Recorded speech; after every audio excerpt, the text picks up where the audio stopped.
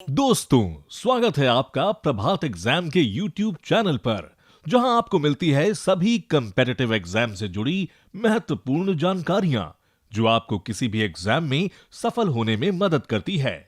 अगर आप हमारे YouTube चैनल पर पहली बार आए हैं, तो हमें लाइक और सब्सक्राइब जरूर कर लें और हमारे लेटेस्ट वीडियोस सबसे पहले आप तक पहुंचे, इसके लिए बेल आइकन को प्रेस करना ना भूलें। सिविल सर्विसेज परीक्षा के इंटरव्यू में कैंडिडेट और इंटरव्यू पैनल का आमना सामना होता है। इसमें सवालों की कोई निर्धारित सीमा नहीं होती है। पैनल में 5 सदस्य होते हैं और उनमें से कोई भी आपसे किसी भी तरह का सवाल पूछ सकता है। दरअसल इंटरव्यू का मकसद ही उम्मीदवार के ज्ञान से ज्यादा उसकी सोच और विचारधारा को परखना होता है। तो इन सवालों की तैयारी कैसे करें, आइए जानते हैं आज के वीडियो में। नमस्कार, स्वागत है आपका प्रभात एग्जाम के YouTube चैनल पर। ये एक ऐसा प्लेटफॉर्म है जहां आपको मिलती हैं सभी कम्पेटिटिव एग्जाम से जुड़ी महत्वपूर्ण जानकारियां, जो आपको किसी भी एग्जाम में सफल होने में काफी मदद कर सकती हैं। अगर आप हमारे YouTube चैनल पर पहली बार आए हैं तो हमें लाइक और सब्सक्राइब जरूर करें और हमारे लेटेस्ट वीडियोज और अपडेट सबसे पहले आप तक पहुंचे, इसके लिए बेल आइकॉन को प्रेस करना ना भूलें। तो आइए शुरुआत करते हैं आज के वीडियो की, जो है आईएएस की कुर्सी चाहिए तो ऐसे सवालों के जवाब देना सीखें। तो इंटरव्यू में करंट अफेयर्स प्रमुख भूमिका निभाता है। ऐसे में इनकी पहले से ही तैयारी करें और जो पूछा जाए उसका सटीक उत्तर दें। इंटरव्यूअर को पहले अपना प्रश्न पूरा करने दें और उसके बाद अपने जवाब को बिना घुमाए साफ तरीके से दें। बहस ना करते हुए स्मार्टनेस का प्रयोग करें और अपने उत्तर में ईमानदारी बरतें। आप पहले से यह जान लें कि आप जो बनने के लिए यह इंटरव्यू दे रहे हैं, आपके इंटरव्यूअर करीब 20 से 30 साल पहले वो बन चुके हैं, इसलिए उन्हें मूर्ख बनाने की कोशिश तो बिल्कुल ना करें। नेक्स्ट इज इंटरव्यू में हॉबीज से संबंधित सवाल भी पूछे जाते हैं। अगर आपने किसी खेल को अपनी हॉबी बनाया है तो उससे संबंधित जो खिलाड़ी हैं और जो आंकड़े हैं उन पर ध्यान रखें, क्योंकि उन पर प्रश्न पूछे जाएंगे। वहीं अगर आपने म्यूजिक बताया है तो उससे संबंधित प्रश्न होंगे। तो इस दौरान आपसे संगीत सुनाने को भी कहा जा सकता है। इसी तरह कुछ प्रश्न आपकी शिक्षा पर भी आधारित हो सकते हैं और कुछ सवाल देश विदेश की वर्तमान परिस्थिति से संबंधित भी हो सकते हैं, जिनसे यह पता चल सके कि इन मामलों को लेकर आप कैसी सोच रखते हैं और आप उनके समाधान के लिए क्या तरीके सुझा सकते हैं। तो आइए अब अलग अलग पक्षों पर आधारित कुछ आम सवालों पर भी एक नजर डालते हैं। तो पहला है परिचय पर आधारित प्रश्न, जैसे कि आप हमें अपने बारे में संक्षेप में बताएं, हमें अपने गृहनगर के बारे में बताएं, आपके नाम का अर्थ क्या है, आपके परिवार के बारे में हमें बताएं। और इन प्रश्नों के जो उत्तर हैं आप संक्षेप में दें और टू द पॉइंट दें। कोशिश कीजिए कि आप 1 मिनट के अंदर बोर्ड को अपना पूरा परिचय दे सकें। इससे उनके ऊपर एक सकारात्मक यानी कि पॉजिटिव प्रभाव पड़ता है।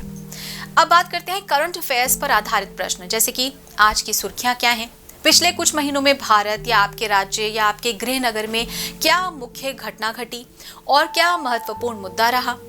साथ ही साथ देश की राजनीति और लोकतंत्र के बारे में कुछ बताइए। तो इन प्रश्नों की तैयारी के लिए प्रतिदिन समाचार पत्र पढ़ना जरूरी है और दैनिक समाचारों को याद रखना भी जरूरी है। जब तक आपको प्रश्न का सही उत्तर मालूम ना हो तब तक उसके बारे में अपनी राय देने से बचें तो अच्छा रहेगा। नेक्स्ट इज शिक्षा पर आधारित प्रश्न। तो ये होते हैं जैसे कि आप किन विषयों का अध्ययन आपने किया और क्या आपको लगता है कि ये प्रशासनिक जीवन के लिए प्रासंगिक हैं।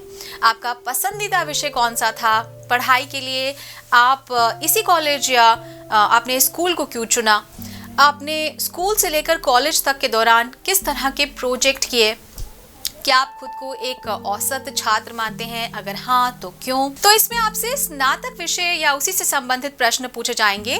आपने जो अपने फॉर्म में जिन विषयों के बारे में जिक्र किया है उनके बारे में भी पूरी तैयारी रखें। नेक्स्ट इज वर्क प्रोफाइल पर प्रश्न। तो अगर आप जॉब कर रहे थे तो आपकी भूमिकाएं क्या थी, आपकी जिम्मेदारियां क्या थी, आप आईएएस या आईपीएस या आईएफएस अधिकारी क्यों बनना चाहते हैं।